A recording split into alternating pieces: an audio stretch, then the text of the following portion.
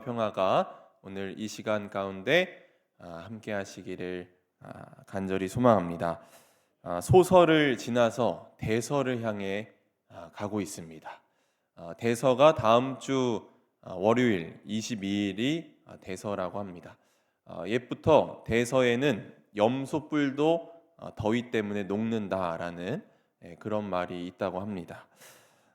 점점 무더위가 더해지고 또 심하면 폭염까지도 앞으로 있을 예정이라고 하는데, 아무쪼록 건강 유의하시고 여러분의 몸과 마음에 하나님이 주시는 평강과 기쁨이 날마다 넘치기를 주님의 이름으로 간절히 축원합니다. 네.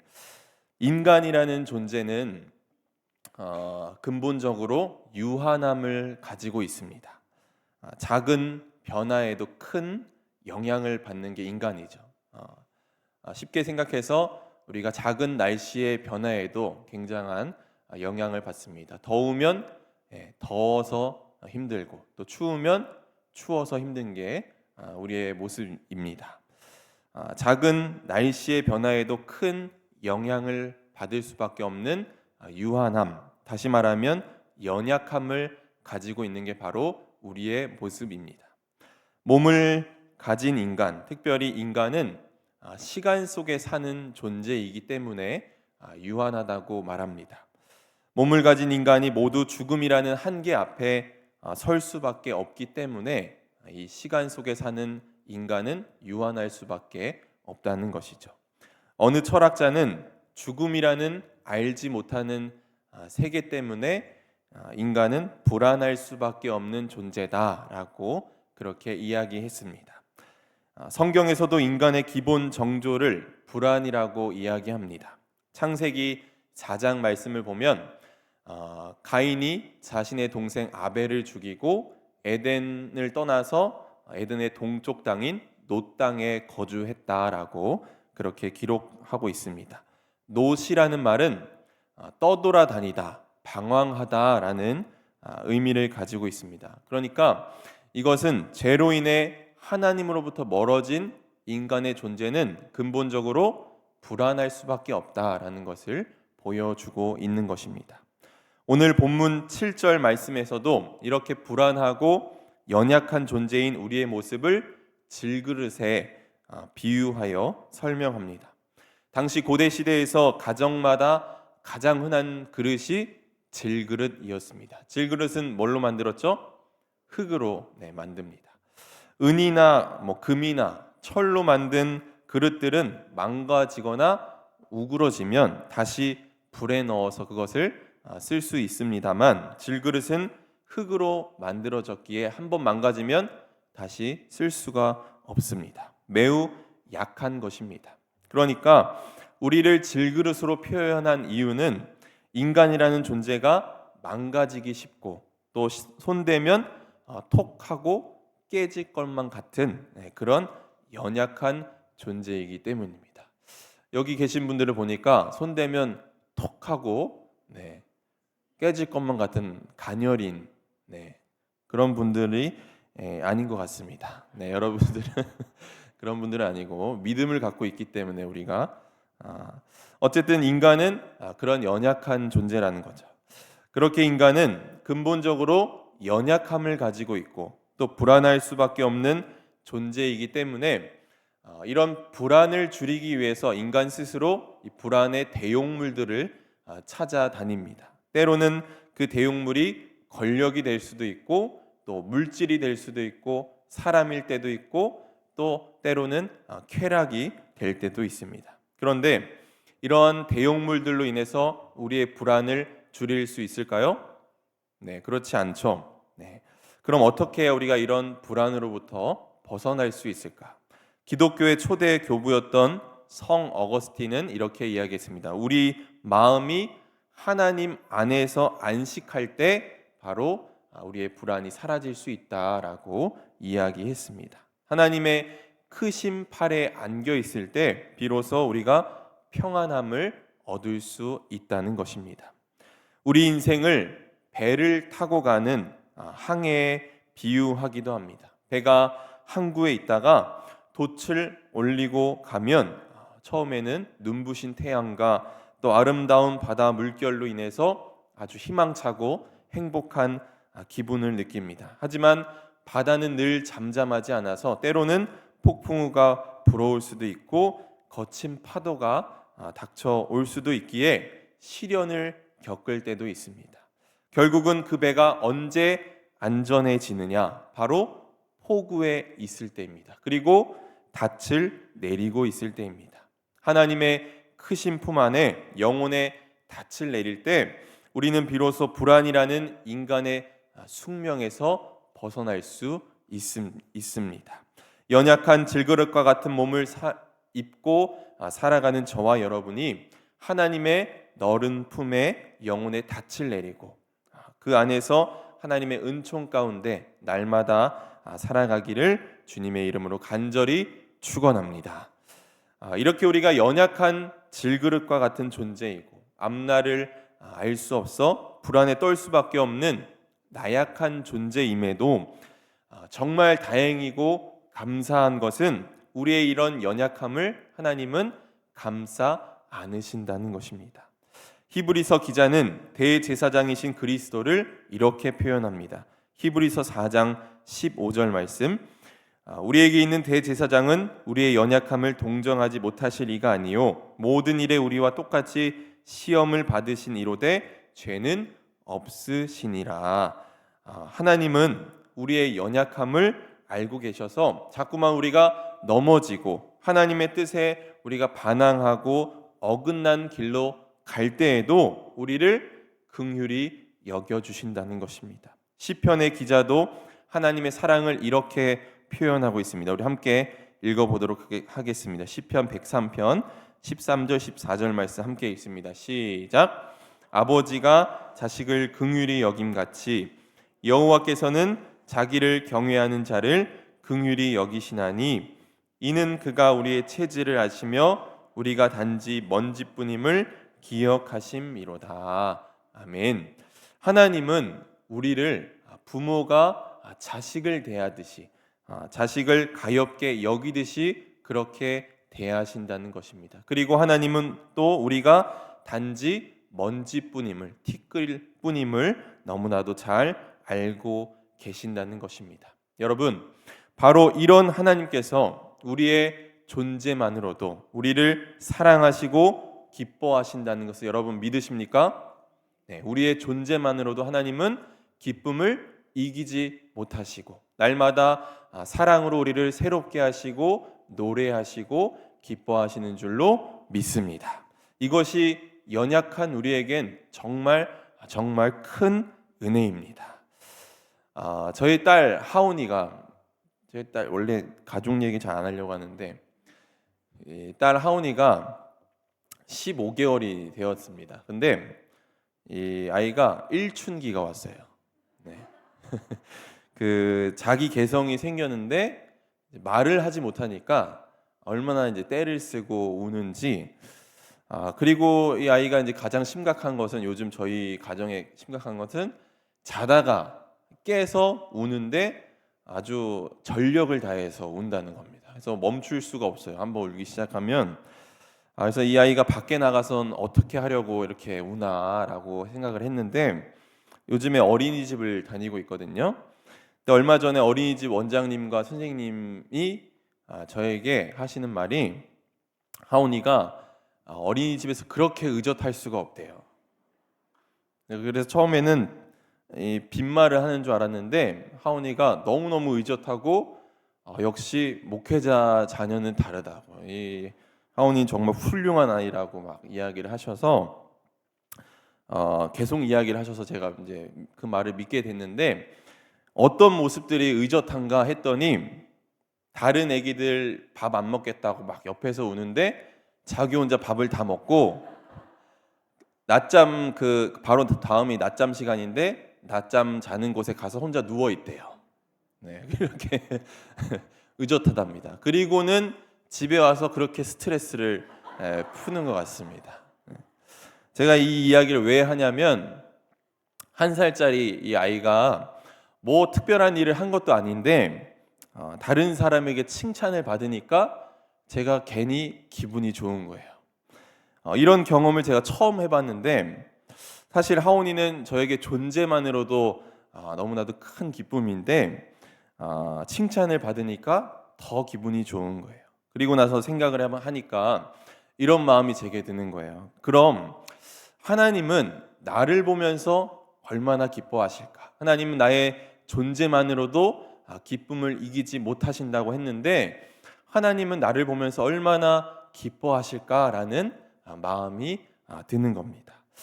하나님이 여러분의 존재만으로도 기뻐하시는 분이심을 여러분 기억하시기 바랍니다.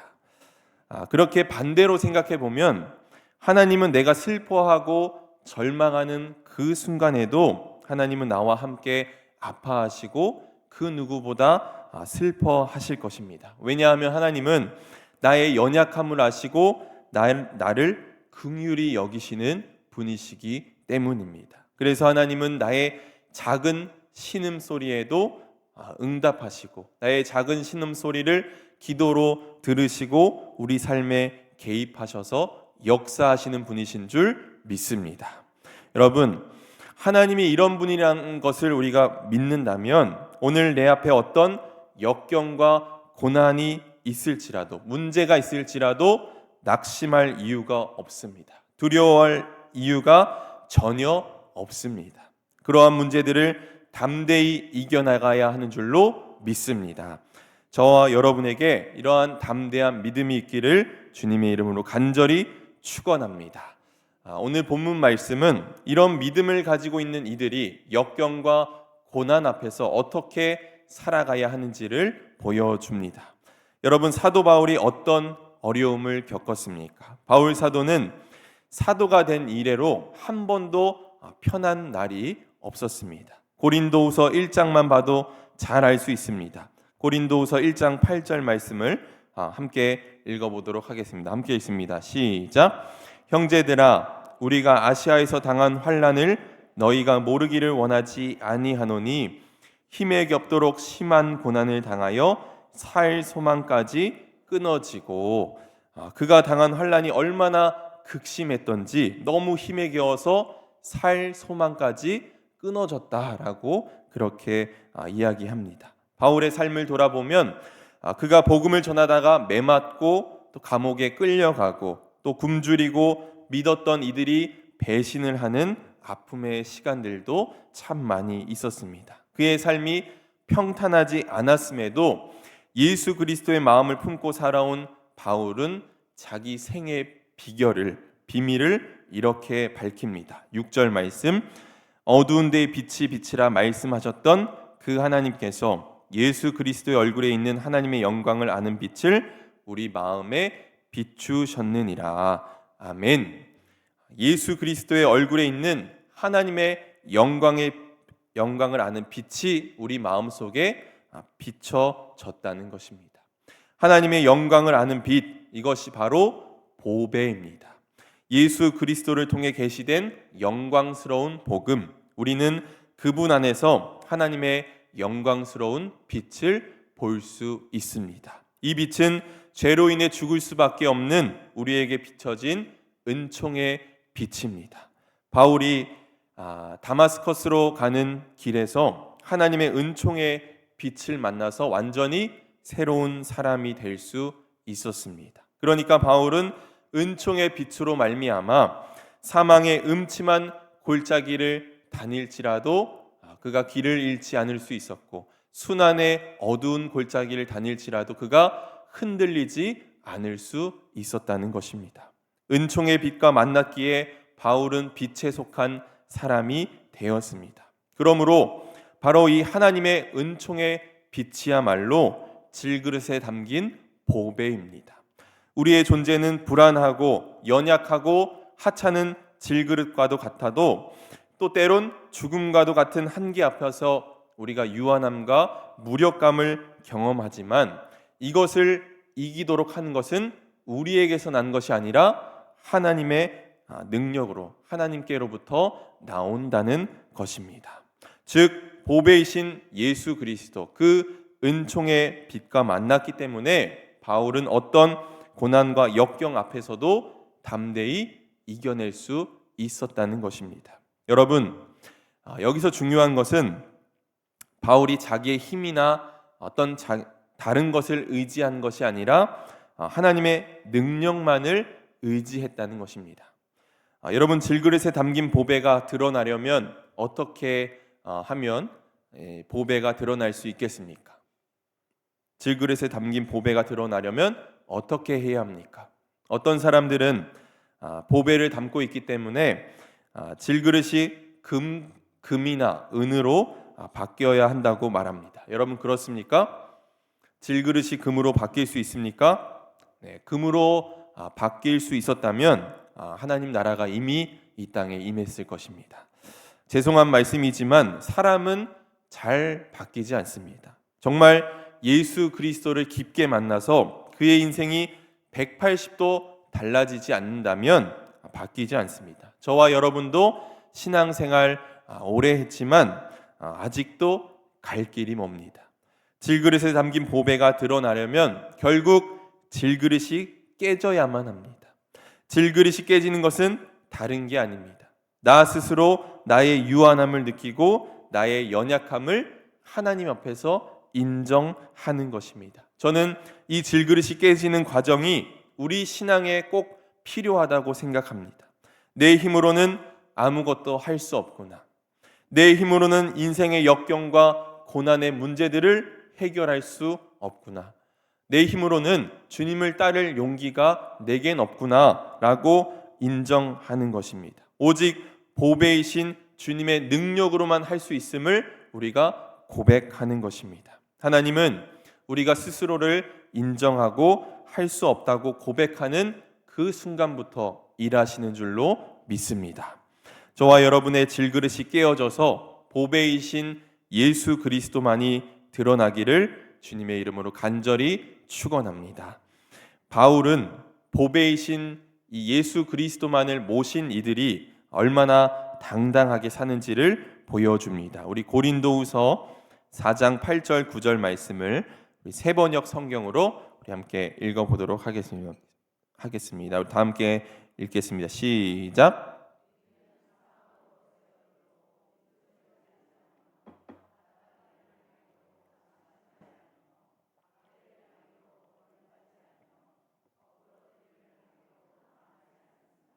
네, 아멘. 여기서 말하는 죄어든다, 개역 성경으로 우겨쌈이라는 것은 몹시 괴롭게 만드는 것을 말합니다. 답답한 일은 무엇을 해야 할지 또 어떻게 해야 할지 몰라서 당황스러운 것을 말하고, 핍박은 박해를 말하는 것이고, 거꾸러뜨림은 가장 낮은 곳에 던져지는 것을 말하는 것입니다. 그러니까 멸시와 천대를 받고 죽음과도 같은 고난을 겪었음에도 보배이신 예수 그리스도를 모신 이들은 전혀 움츠러들지 않고 낙심하지 않고 완전히 포기하지 않고 소망이 끊겼음에도 절망하지 않는다는 것입니다. 이러한 믿음이 우리에게 있습니까? 여러분에게 이런 믿음이 있습니까? 이런 믿음이 있는 사람을 누가 당해낼 수 있겠습니까? 살아갈 이유를 알고 가야 할 길을 분명히 알기에 바울은 두려워하지 않았습니다. 물론 실패도 하고 넘어지기도 하지만 툭툭 털고 일어나 다시 목표를 향해 나아갔습니다. 하나님의 은총의 빛을 경험한 사람은 세상이 아무리 어둡다고 한들 낙심하지 않습니다. 보배이신 예수 그리스도가 그 중심에 있는 사람은 사방에서 죄어들어도 움츠러들지 않습니다. 여러분 따라해 보시기 바랍니다. 우리는 사방에서 죄어들어도 움츠러들지 않는다. 네, 이 믿음이 여러분에게 있기를 간절히 소망합니다. 여러분, 우리가 세상에서 실패하고 당장 원하는 바를 이루지 못했다고 한들 우리가 낙심할 이유가 무엇입니까? 우리에겐 보배이신 그리스도가 있음을 여러분 기억하시기 바랍니다. 이런 믿음을 가지고 있는 이들은 늘 당당합니다. 그리고 그러면서도 이들은 거칠어지지 않고 겸손합니다. 또한 이러한 믿음을 가지고 있는 이들은 자신에게 반대하는 이들조차 감싸 안는 넉넉함을 가지고 있습니다. 저는 오늘 우리가 믿는 사람이라면 이 자리에까지 이르러야 한다고 생각합니다. 은총의 빛을 경험한 이들에게 주어지는 또 다른 특징이 있습니다. 그것은 10절에 나오는 것처럼 언제나 예수의 죽음을 몸에 짊어지고 다닌다는 것입니다. 예수의 죽음과 십자가가 무엇입니까?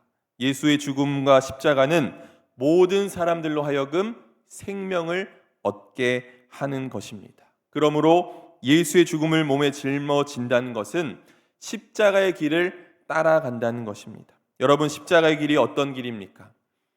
십자가의 길은 자기를 희생함으로 다른 사람의 삶을 풍요롭게 만드는 삶입니다.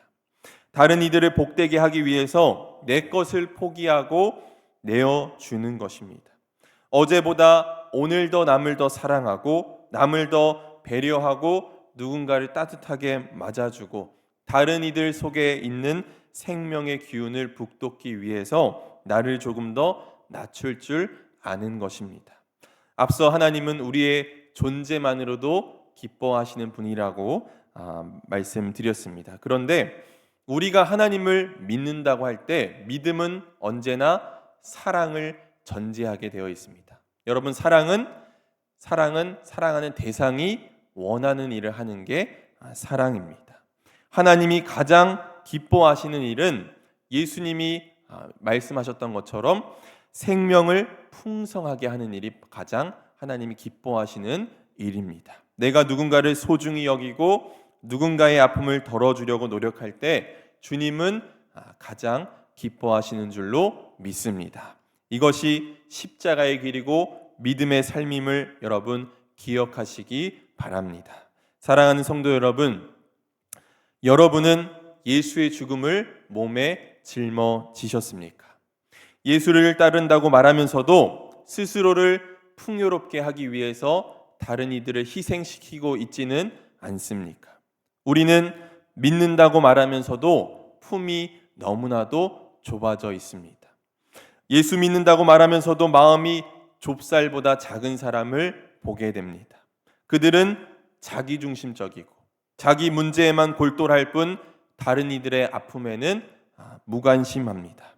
그들이 그렇게 하는 이유는 간단합니다. 은총의 빛을 경험하지 못했기 때문입니다. 보배이신 예수 그리스도를 마음속에 모시지 않았기 때문입니다. 그러므로 보배이신 예수 그리스도를 믿고 당당하게 나아가시기 바랍니다. 우리의 연약함으로 인해서 가끔 실패하고 넘어질 때도 있겠지만 여러분, 낙심하지 마시기 바랍니다. 하나님은 지금도 우리에게 힘을 불어넣어주고 계십니다. 하나님은 지금도 우리를 돕기 위해서 일하고 계신 줄 믿습니다. 이런 믿음을 갖고 살 때 사방에서 우리를 제어들어도 움츠러들지 않을 수 있습니다. 무엇보다 예수의 죽음을 여러분의 몸에 짊어지고 살아가시기를 바랍니다. 예수의 죽음을 몸에 짊어지고 살아갈 때 주님께서는 우리를 통해 생명의 역사를 일으키실 것입니다. 하나님의 너른 품에 영혼의 닻을 내리고 또 십자가의 길을 담대히 걸어가는 저와 여러분이 되기를 주님의 이름으로 간절히 축원합니다. 아멘. 기도